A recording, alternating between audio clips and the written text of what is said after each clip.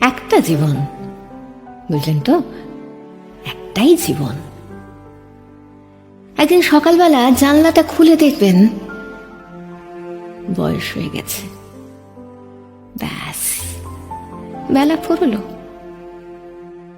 দুদিন আগে দেখা মেহেদানি চারাটা কবে যেন বৃক্ষ হয়ে বৃদ্ধ হয়ে এসেছে, তাকে কাটতে লোক এসেছে বাড়িতে।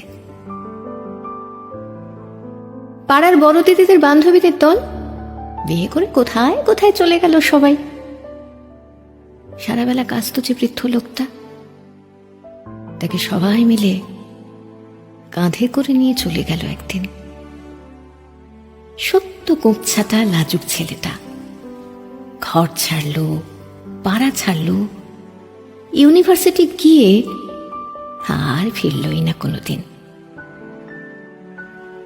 বাবার হাতের দিকে তাকিয়ে একদিন চমকে উঠলেন, এত বয়সের ছাপ, এত কুঞ্চিত চামড়ার তল, কবে জমলো এসব? এই তো সেদিন রাগী মানুষটা অফিস থেকে ঘরে ফিরবে বলে সারাদিন কিচকিচ শব্দে ঘুরতে থাকা সিলিং ফ্যানটা পর্যন্ত চুপ করে যেত।